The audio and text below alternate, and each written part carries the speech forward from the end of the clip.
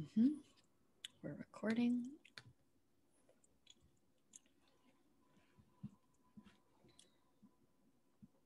Lucy, she's just staring at my food, and I'm like, am I gonna have to fight you this whole time?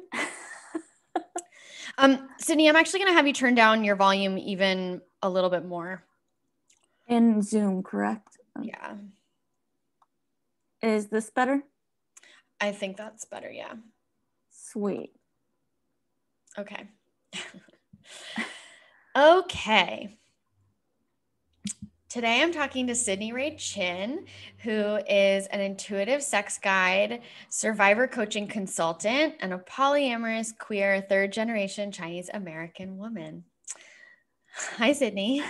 Hi, I'm like really elated to be on here for a lot of reasons, which we'll get into later today. Cool. I'm really excited to have you and also to have found you through, I think we found each other in Cameron Glover's class, I right? think so too, yeah. Mm-hmm. And also I know that my friend Andy Adams, I Yes. think, also like had dropped my name in a class that you were in. Yes. That's right. Or That's something right. like that. That's right. Yeah. Andy and I met in Minachi's nonviolent communication class, and we were in a breakout room, and your name came up. And I was like, man, I have to reach out to her. Like, because I think I had already been following you, and I knew that you were doing really cool work. And then it just felt like too kind of fortuitous. And I was like, yeah, it's time. So I'm really excited to have you here and to talk about the work that you do. I'm thinking, before when I was asking you how you want to be introduced, my brain was really stuck on this third generation Chinese American thing. And I feel like I was having like a mindless white lady moment of being like, I'm pretty sure the word immigrant belongs with third generation. And I wanted to hear you. It sounded like you had some stuff to unpack around that, and I'm super curious. Yeah, so for me, and this is not with everyone in the diaspora. I also want to make that clear that I'm only one person from the Chinese Mm-hmm. American diaspora. So I Mm-hmm. can only speak to my experiences. But my dad's dad, so my grandfather was born here in 1929, just before the Great Depression. And then my dad was born here, so I go by the patriarchal side of like third generation. Technically I could be second generation because my mom came here at age 5 from Hong Kong, but no one knows what 2.5 gen means. Like, I don't even know what 2.5 gen means. So that's how I go by. I know that there's some people within communities in diaspora that say that the people that immigrate here, so like what your grandparents, your parents are first gen, but that makes you second gen. I don't know. It's an ongoing debate in communities that root from like many diasporas that, oh, are you second gen, first gen? I don't know, but the definition I go by is that, okay, my grandfather was born here and then my dad was born here, so therefore I'm third generation. Mm. Except my family has a weird immigration history because my grandfather immigrated back to China before the Great Depression and Hmm. then escaped to Hong Kong during the Cultural Revolution. And so he had to take 6 to 7 years to prove his American citizenship. So there was that whole thing. So, like, I feel like in my experience as a third generation Chinese American, it's very different because there's elements of. We're laughing because my cat just stuck her face in the camera, just for anyone who can't see what's happening right now. I gotta get rid of her. I gotta get rid of her. You have to get out of here. Okay. Um, so there's elements of the immigrant experience just because of that particular experience of like immigrating back and forth. But I wouldn't consider myself an immigrant just because I have so much cultural proximity to whiteness and I grew up in very white areas growing up that I feel like I'm very westernized, although there's still that intergenerational trauma from the Cultural Revolution and all these other things that my family has gone through, that I'm still discovering and rediscovering the history, because there's not a lot of records, and I'm not sure where to find records if you can't read traditional characters. Right. Wow. I'm also like, I'm just having this moment of like trying to think about who in my family, like my dad's grandfather moved here from Poland. So I'm 1, 2, 3, like fourth generation, like Polish and Russian American, I guess. According to him being first generation, unless we're saying that the first generation is my grandfather being his child. I mean, there's both, and I feel like both are within communities of diaspora. It's like an ongoing, not debate, I don't want to call it a debate. It's an ongoing discussion that people have, that people are like, I'm not sure, but this is what I identify as. Yeah. Type of thing that I've noticed within communities that have diasporic roots. Yeah. I'm like, yeah. I'm like having a brain moment.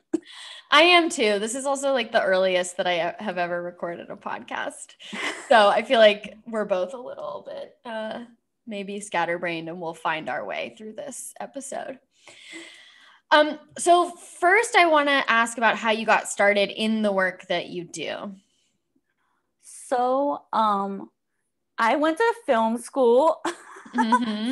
Surprise. I actually went to Emerson. Hopefully they won't use this in their marketing, because they didn't do anything for me, really. And in my final year, in the summer of my final year, I was sexually assaulted at another campus. And then following that, in fall 2018, I was abroad and also sexually assaulted. And so in order to cope, I guess my way of coping was to do work in academia. So every project in my senior semester, I made it related to sexual violence, because I think I was just trying to find a way to cope. Now that I look back and can reflect, and it's been 3 years since it all happened, or almost 3 years, coming up on 3 years. So like 2.5 or 2.25. I don't know math. I started to do work in academia, and through my academic classes that really reflected what I was passionate about. And what I was passionate about at the time, and what I'm still passionate about, is ending sexual violence, and particularly in higher education. And so I ended up doing a project, which I can't go into like too much detail because I don't have the consent of the other people who participated. But it was essentially this project that I worked with performing arts graduate students to come up with intimacy coordination policies and curriculum, and how it could be incorporated in the 4-year coursework at Emerson within the visual media arts program. So film program for people who don't go to the school. And then the performing arts program, which is like live theater and stuff like that, all that good stuff. And so that really got me started in the work. And I didn't know that was literally doing consultancy level work as an undergraduate for like a class project.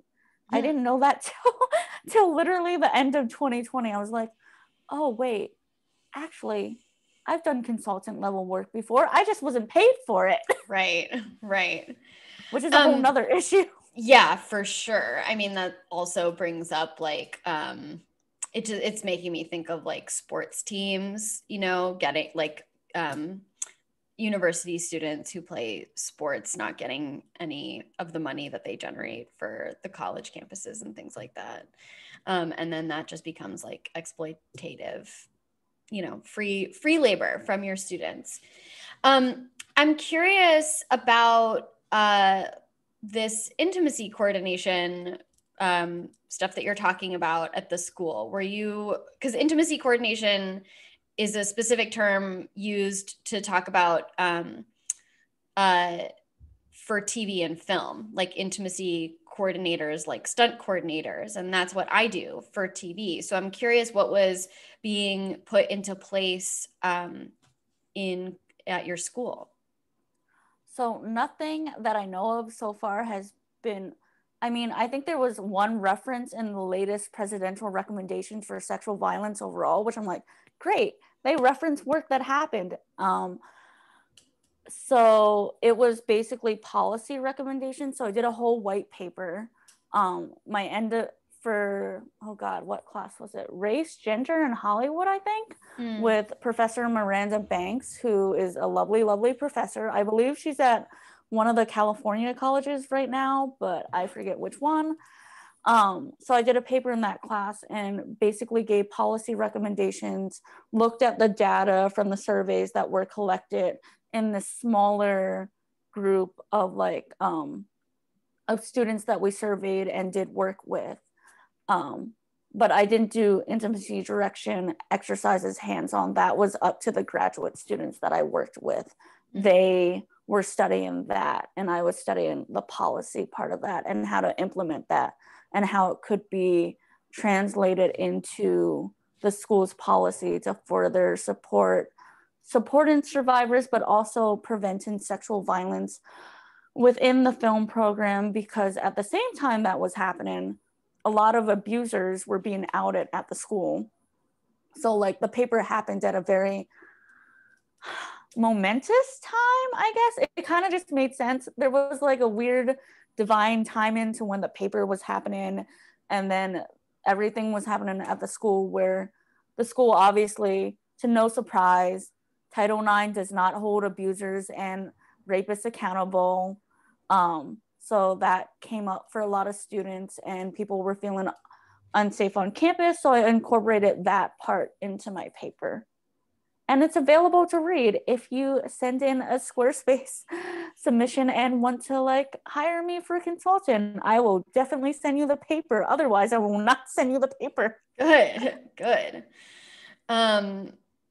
That's great. I'm curious. So as you're moving into this work, like as a consultant, as a coach, as a guide, I wanted to ask you about this decision to shift to Patreon away from Instagram. Are you open to talking about that?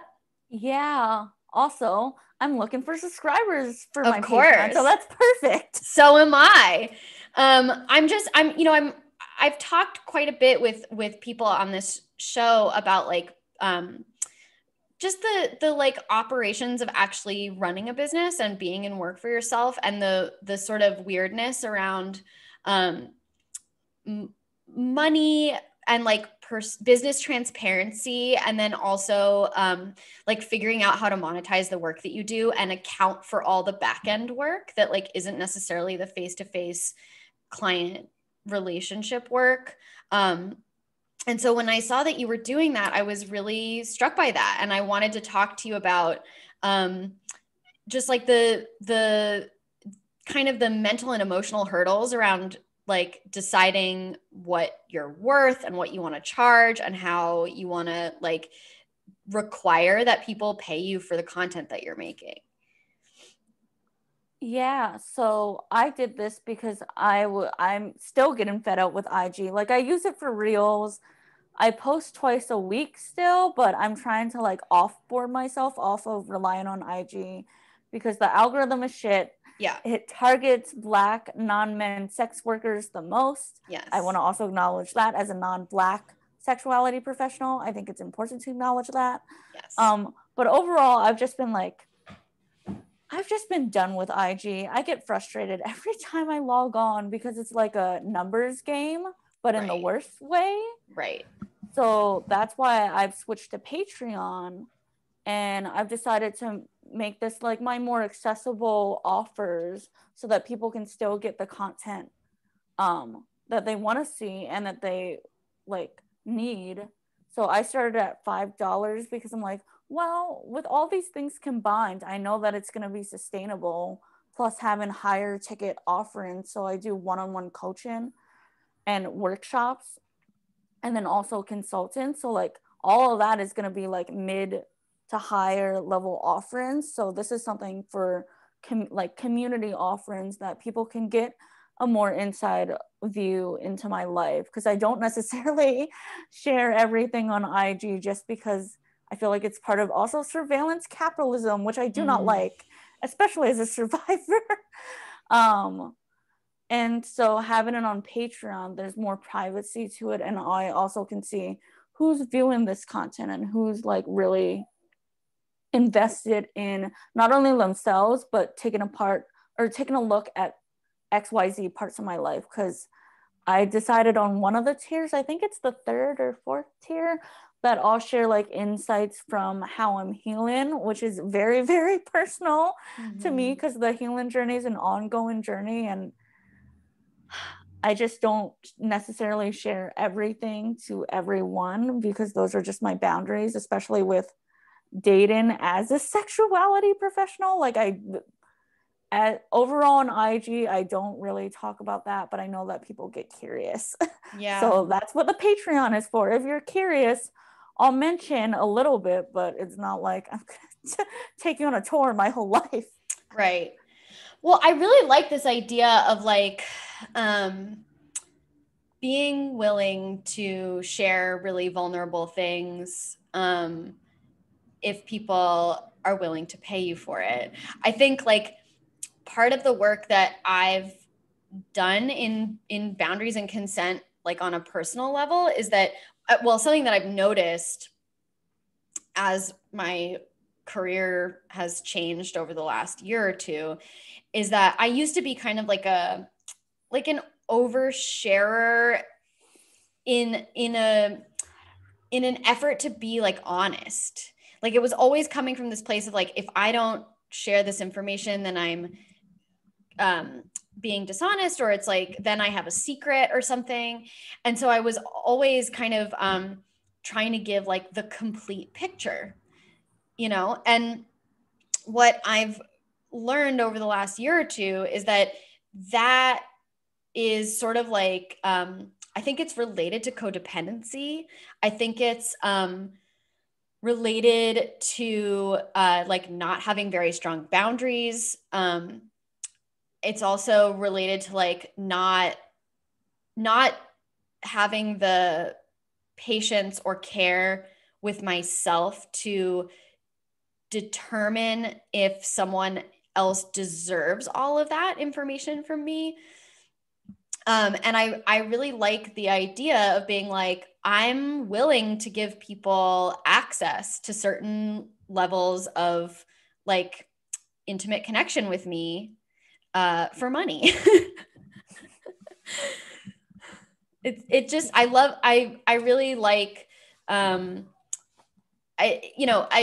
struggle so much with thinking about monetizing what I do, charging money, like playing into capitalist systems.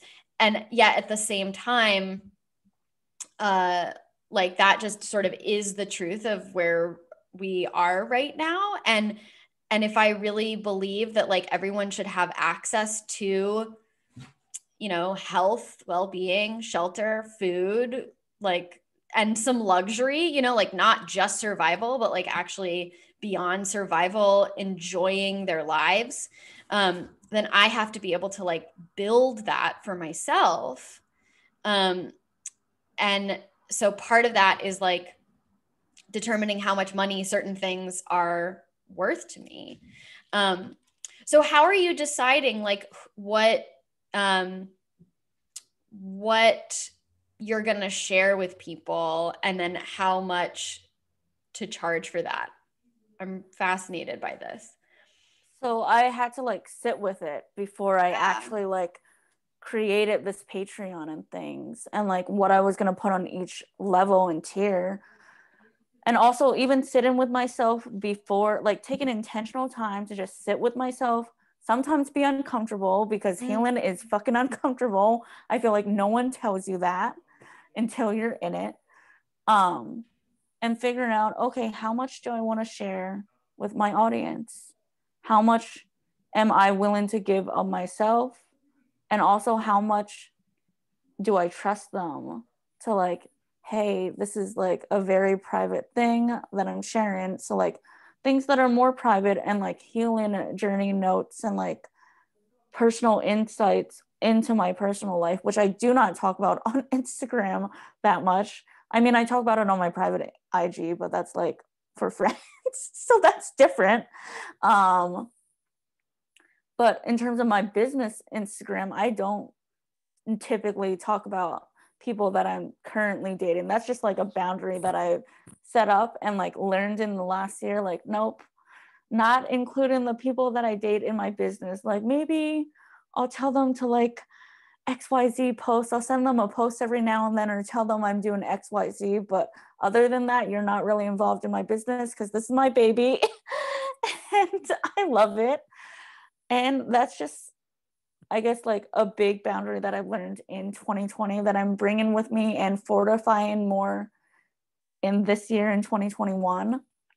And also, in terms of pricing for Patreon, I think I wanted to make it affordable, but also like, okay, if you're really learning personal information, it at least has to be like $30+ to learn about that part of my life. Cause that's, as I've gotten more traction on IG, which I don't like the words fame or anything like that, just makes me feel icky because it's very tied to capitalism. But as my work has gotten more recognized, I guess, within the survivorship community, but also in the sexuality community at large, I've noticed that I've gotten more private about my private life and just like, unless you're like my friend or like in a like inner circle closer to me, I'm not going to talk about my private life and specifically who I'm dating, etc., unless I really, really know the people that I'm talking to. Because yeah, I just monetizing that part of my life just does not, it feels weird to me personally. So that's why even in my Patreon, I like to keep it vague. I don't name names.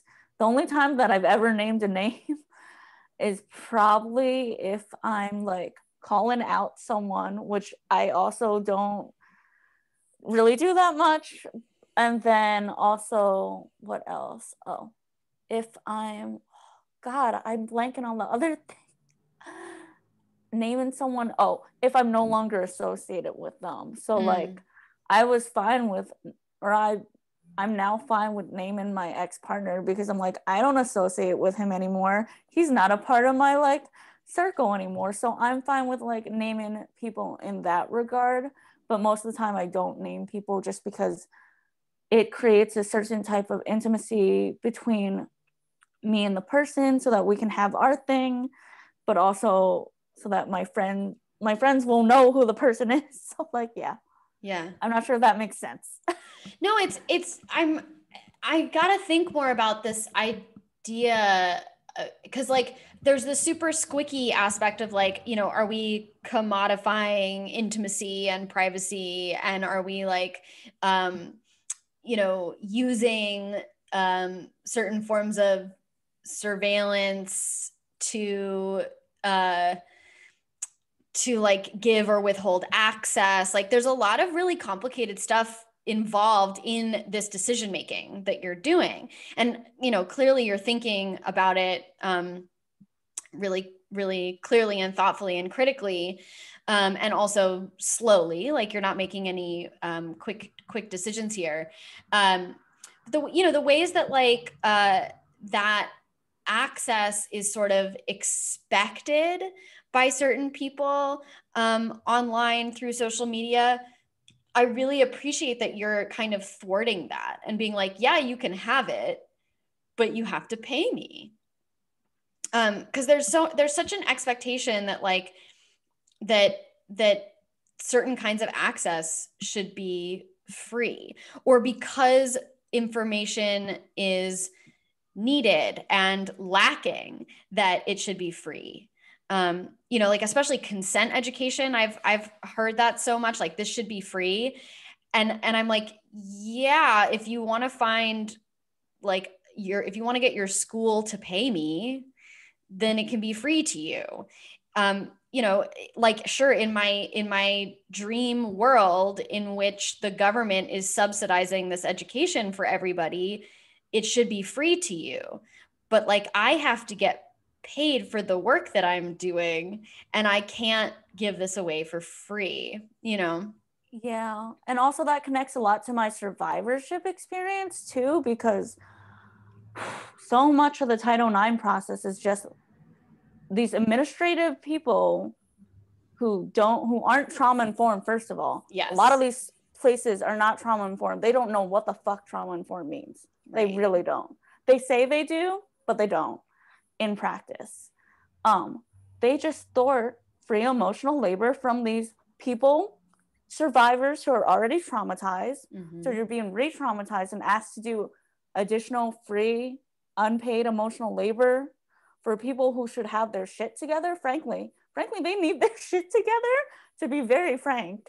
But instead, they're having student survivors do unpaid labor for them. Like, that's very fucked up on multiple levels, because, okay, you already survived rape, intimate partner violence on campus, and then you're having the admins reap free emotional labor for you. No, that's why I charge high prices when I'm working with these people, because I'm a survivor who's literally survived the re-traumatization, the secondary trauma that Title IX brings on to survivors. And so that's why I believe that I need to charge high prices, and I raise my rates, because it's a lot of emotional labor. And also it's like possibly re-traumatizing and triggering my own experiences that I've been through with talking to these people, because I know that I can get activated when I'm talking about Title IX and my experiences, because it was honestly the most re-traumatizing period of my life. Yeah. Oh, well, so I'd be curious to hear, I kind of want to let it rip about Title IX a little bit, if you want to like just tear into it. Oh, yeah, let me get on my soapbox. Yeah, I'm giving you a soapbox. So yeah, there's a lot of problems with Title IX. First, I want to also acknowledge that the main author of Title IX is an Asian American woman. I feel like a lot of white survivors within the campus survivorship community space forget this, and that's important, because first of all, within the survivorship space, there's a lot of white cishet women survivors taking space and not making space for survivors of color who have varying experiences, obviously dependent on their light skin privilege, so colorism, socioeconomic status, et cetera. Again, I also want to note that my experience as a light-skinned East Asian woman, you may not be able to see me unless you're watching this on YouTube. Yeah, watching this on YouTube, but I have a lot of privilege even within my community. So I also want to acknowledge that while we're having this discussion, because it's important. So I'm sure that even what I felt was the brunt, I know that people are getting it worse than me, because I have this proximity to whiteness and white adjacency privilege that protects me within these processes, that I know that I can be more protected than other people who don't have light skin privilege and who don't share these other privileges that I do have. So I wanted to note that. But still, within the survivorship space, I see a lot of white women, cishet survivors that don't make space for other people, particularly survivors of color, who already have intergenerational trauma and also ongoing racial trauma from schools just being horrible to BIPOC students, which is a whole nother issue, but also ties into free emotional labor and what we're talking about. Very much. And also, like, the fact that people don't even acknowledge that Patty Minksy is an Asian American woman. Like, don't erase that part of history, because that's important to Title IX and who has been doing the work, which are Black, brown, and other people, and other women and non-men of color. And I want or I need, not want, it's a Mm-hmm. need, it's a demand Yeah. for white survivors, campus survivors, to acknowledge that. Okay, so that's the first part of my soapbox. Great. Well, so can I ask you I want to ask you some questions to maybe help clarify. What about Title IX where it's seemingly trying to help, and I put that in quotes, where is it like going wrong? Where do I begin? I mean, because I mean, I'm sure that there's places where there's just like blatant things that are like not good about it. But I'm specifically curious about like the things that are sort of put in place that are meant to help that are actually turning out to be detrimental. Do you know what I'm saying? Oh, yeah. So Okay. like, I think the way that the process is, and this is only my experience at Illinois Institute of Technology, which I'm very happy to call out because they have not done anything for me in the year that I've dropped or filed and dropped a Title IX. They still owe me emotional labor compensation. Yes. So if they want me to invoice them or, you know, do Title IX consultant for your school, I'm very happy to help with that because y'all need to do better. Just as a point blank. I think the process of which they give informed consent is not informed consent. They claim it to be informed consent, but I was told, at least in the process, after I filed the complaint, so then someone reached out to me and then they were like, just sign these forms, but they didn't give me the terms and my rights in layman's because it's all this like legal jargon and like, okay, what college student or even post-grad is gonna know fucking legal jargon? No one knows legal jargon Really unless you're a fucking point. like, okay, you can give me a student handbook and tell me to like you're telling me to do the labor after I complained to you guys. Like I like that's the first part of the process that I find really fucked up because I think that there needs to be more directive, affirmative, informed consent. Like when you go to the doctor's office, they tell you what all the side effects are if you're do lucky. Yeah, if you're lucky. True, if you're lucky. But yeah, hopefully, or in an ideal world, it would be like at one of those doctor's offices that gives you the informed consent form. They tell you the side effects all in terms that you can understand. So that's like one of the challenges I feel like of Title IX, that they don't give students terms that they can understand. How are you going to read a fucking handbook? Also, if you're in school, how are you going to have time to read a handbook? Yeah. You have schoolwork. Like that's just an extra thing to do, and to expect someone to complete and sign these forms while not knowing the jargon within like, oh God, was it like 72 hours? They wanted me to send it to them before I met with them, which was like, I don't think that's enough time to review. Also, that's not enough time to like inform me that I could have a survivor advocate because I wasn't informed of that. I had to talk to the survivor advocate from Emerson College who told me a lot more. And that's how I learned more about Title IX, because Greta at Healing and Advocacy Collective at Emerson like walked me through all these things that, oh, I didn't know, because there's all this legal jargon and no one tells survivors that this is like part of the process. They just, oh, and the other thing is that they don't give you an option, but the only option that you're given is to report. So then what do you do if you don't want to report, but you also want to hold the person accountable? What can you do? Well, there's private accounts, but also I'm not sure how much these student groups are able to hold the school accountable, because the school also has general counsel as part of their Title IX and sexual misconduct processes, which is a whole that they just don't need to be part of Title IX. Like can you explain that? I don't know what general counsel means. So it's the lawyers for the school, if that makes sense. So the representing the school and sometimes representing the person that you named within the complaint. Not always, but I think that happens sometimes. I may be wrong, but I believe that happens sometimes. But they support the school and what the school wants to do to essentially general counsel is there to cover up the mess because they already know that they're making a mess. So it's just there to push survivors and coerce survivors into reporting, because I feel like what you get at freshman orientation, you're told to just report to Title IX, but no one tells you how re-traumatizing the experience can be.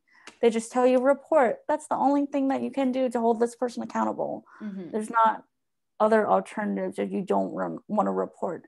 And I hate that because no one's obligated to report. And also it's a very personal decision if you want to report. It took me a year and a half, no, maybe it was a year. Yeah, a year and a half, a fourth, to decide that I wanted to file a complaint. And that complaint never went anywhere because A, I dropped it, and B, they were just like giving me heinous excuses during a pandemic as to why they couldn't hold this person accountable. So these alternatives to reporting, you said there are private accounts. What does that mean?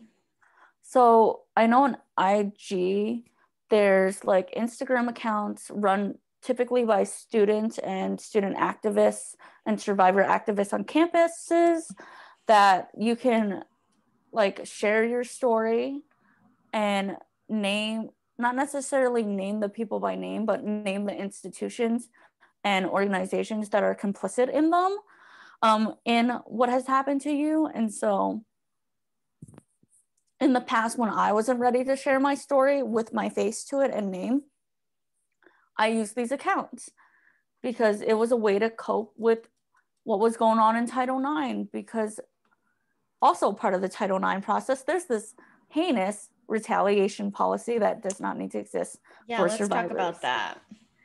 Yeah. So if you say anything publicly or in different forms, so social media, etc., it can be used against you because it's retaliating, even though it's telling the truth of what happened. And also survivors need support. And I feel like schools forget that and apply the rules of retaliation to survivors, which honestly does not make any fucking sense. It doesn't. And for me personally, it made the whole Title IX process just super lonely because I could only talk to my therapist, and I felt the safest talking through Signal to my ex-partner who was my friend at the time. So I was able to talk to him and to her. And then the other people that were in my circle at the time didn't necessarily understand the gravity of Title IX and understand why it was so traumatizing. So I didn't have a lot of support because I felt like, oh, if I say something on social media, on Facebook, in these support groups, I'm going to be found out. And I'm going to be the one in trouble, which is fucked up because why the hell should I be in trouble for supposedly doing the right thing? The thing that you're supposed to do to get justice. It's ridiculous.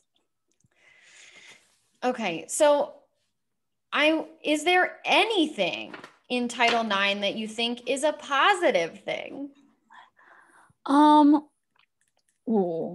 I feel like, okay, I'm gonna shout out Know Your Nine, okay, who's an awesome survivor-led and student-led movement. They're really great. They helped me through my Title IX process. I know that's not directly that's like a nationwide nonprofit organization that I want to shout out because all of them like really helped me through the process. I know that's not like in the Title IX policy, but like I feel like that's a positive that has come out of Title IX organizing in particular. I feel like the positives I'm not sure if this is at every school, but at least the one that I followed at and at my alma mater, having a survivor advocate was so fucking helpful Mm-hmm. because she knew more of the policies and knew more of this legal jargon that was thrown at me. That now I'm beginning to learn more about, especially being on the consultancy side. I feel like that's a really great positive. And if your school has a survivor advocate, like definitely get one if you can't get a lawyer, because you're also allowed to have a lawyer, which no one tells you. Wow. But I'm going to tell you. So for all the students out there, you're allowed to have a lawyer, letting you know, and that may be able to be helpful because they can do certain things that the survivor advocate can't.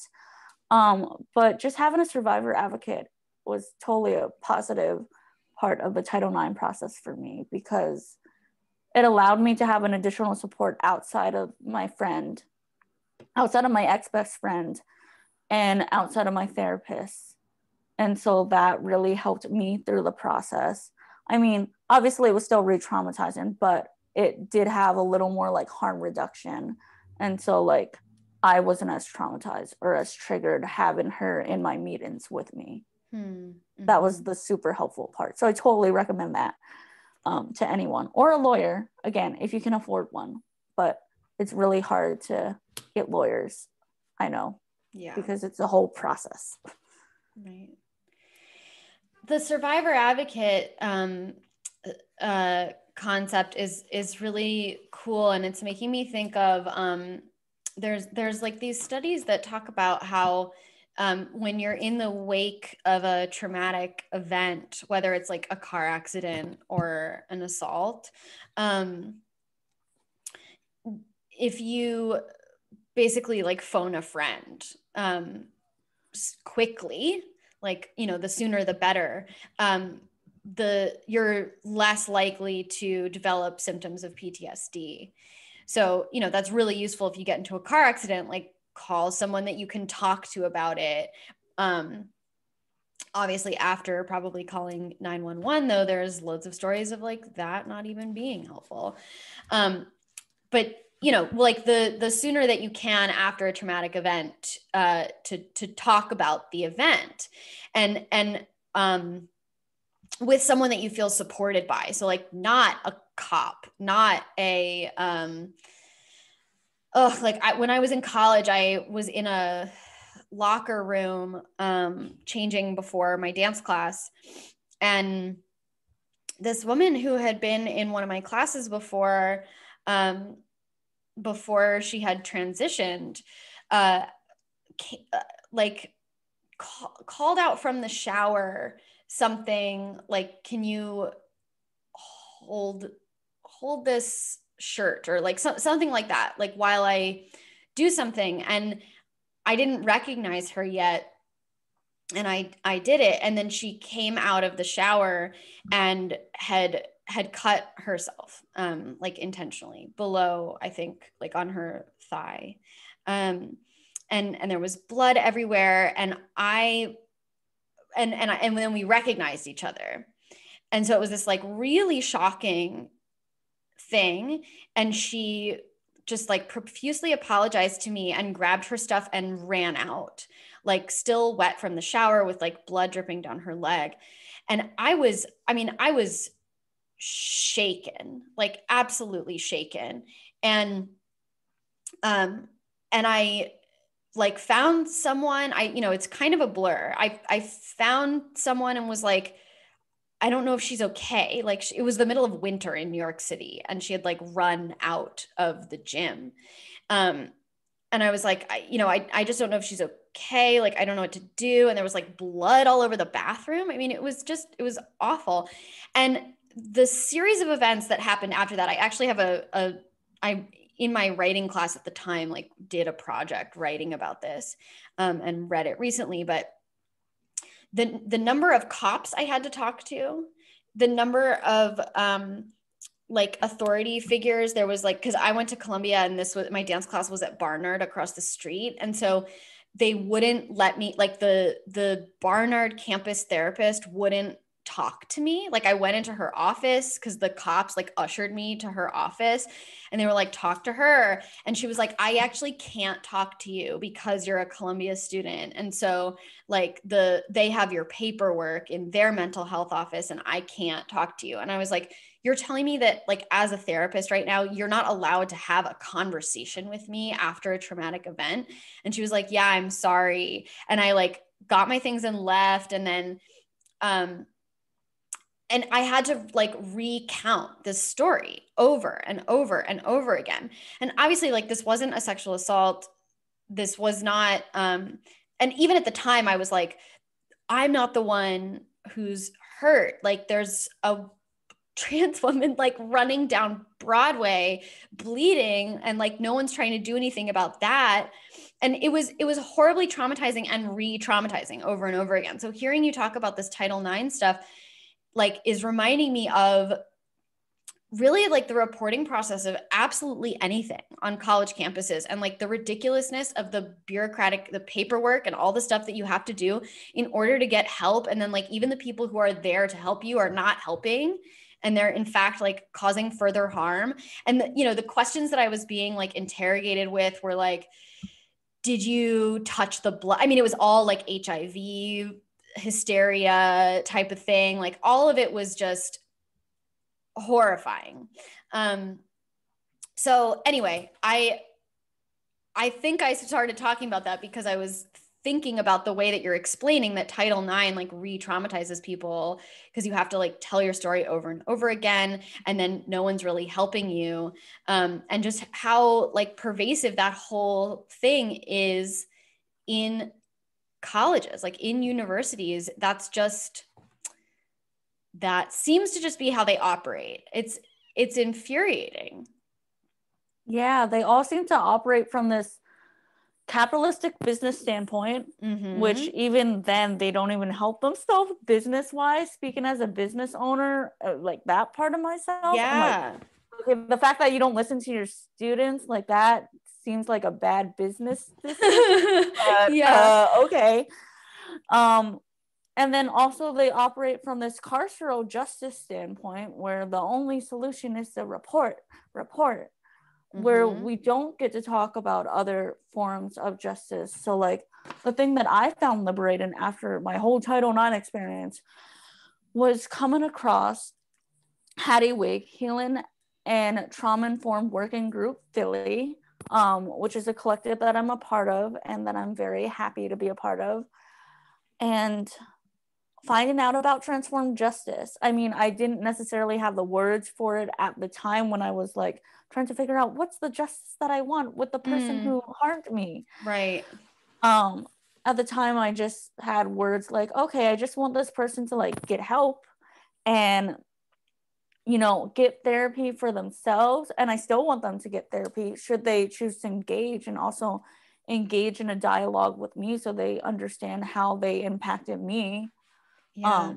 But I don't think that will happen. We'll see. I mean, I'm only 23 right now, so who knows what could happen in the next 20 years. Hopefully. I mean, I still hope that they want to transform themselves for themselves, not because everyone else wants them to transform. And then I came across Transformed Justice through this collective. And so I've been learning it and becoming a student of it. I still have a lot more to study.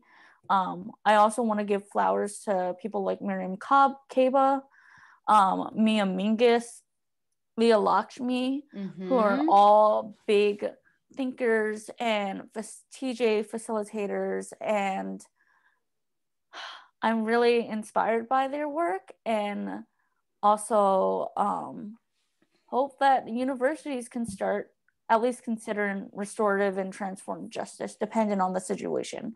Yeah, obviously. Wait, let's just talk about them for a second. Miriam Kaba did a really phenomenal interview with Adrienne Marie Brown and Autumn Brown on their podcast.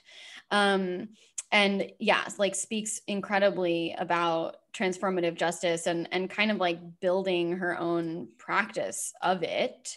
And I just for people who don't know, Mia Mingus and Lakshmi I have to read her last name. Parapin. Do you know what her last name is? I don't know I know it's Leah Lakshmi, and then I can't pronounce their second half of their last name. It's a very long last name. I'm going to look it up because I don't like just being like, I don't know how to say this. And then Mia, both of them are disability justice writers. Oh yeah, it's Leah Lakshmi Piepzna Samarasina. I'm sure I didn't say that right, but I tried. Both of them write about disability justice and transformative justice, like particularly within that space.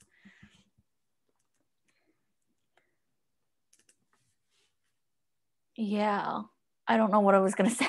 Sorry. That's okay. Well, can you talk about like what you love about their work? I really love the fact that it is about community building and community care, which is something PodMapping from Mia Mingus. Everyone should check that out to keep yourself accountable, but also keep people in your circle accountable, like your friends and other people who are like your support system. I really love that their work is from a survivor perspective, but also bringing in disability justice, because there's so many survivors who are disabled, whether it's invisible disabilities or visible disabilities. And also, you can also get PTSD from this whole reporting process. I wanted to note that as well. And like, that's also, I feel like, a big experience or a big part of my survivorship journey, healing journey, that like they both really helped me embrace my disabilities more, especially my PTSD, because I guess I still have some shame behind that, and that's sometimes hard to admit. But I was very ashamed of the fact that I had PTSD and couldn't remember. Like, I used to have really great photographic memory as a kid, but ever since all this trauma happened 3 years ago, like, I have short-term memory. It's really hard to remember simple things, even like things about my friends that are really close to me. Sometimes I'll forget them because of my PTSD. And so finding their work was super empowering because it affirmed everything that I had been going through. And also it was liberating for me because I realized, oh, I didn't need to report. I just needed community support and community accountability, which is hard to have it happen on college campuses. I feel like it's slowly changing due to student pushback now, but it's still, I mean, there's still no accountability from institutions. Right. But at least students are trying to push back for it at the same time. Oof. Okay. Well, Sydney, this has been super enlightening. I've never spoken to anyone with like such a depth of knowledge around Title IX, and I've known that it was problematic, but like not in this. I was not aware of like the specific ways that it is harmful. So I really appreciate talking to you about this. Can you share, I mean, you've already shared like several influences for you, but I'd be curious what your kind of like three main influential, whether they're like moments, conversations, people in your life, pieces of media, things you've read, just like the three chief influences that have brought you to the way that you think today. So I was actually an African American and Africana Studies minor, which I don't really talk about a lot, but that was what I minored in. So taking all of those classes were really influential, but the writer that I found most influential from those classes was Audre Lorde. Her essay on self-care was really pivotal. It was not only in an academic sense, but also like in a, I can apply this to my life sense. And it's something that I still think about, how like, especially as an Asian American woman, self-care and rest is really revolutionary. And so like that's something from her essay that I have brought with me, because in college I used to burn myself out a lot. Like I had a part-time job. What else? I was on like I was also a part of like committees for like the school and doing work there. So unpaid student labor. Yeah. Oh, the sound totally cut out. I can't hear you at all of a sudden. Okay, I'll repeat that. Where should I start? You just came back. So just back up like 5 seconds. Okay, so in college, I had a lot of burnout. Yes. Okay. Can you hear me? Okay. Yes, I can. So in college, I had a lot of burnout because I was working a part-time job because I had federal work study. And then I was also on various e-boards. And then also like the intercultural student committee had like commitments.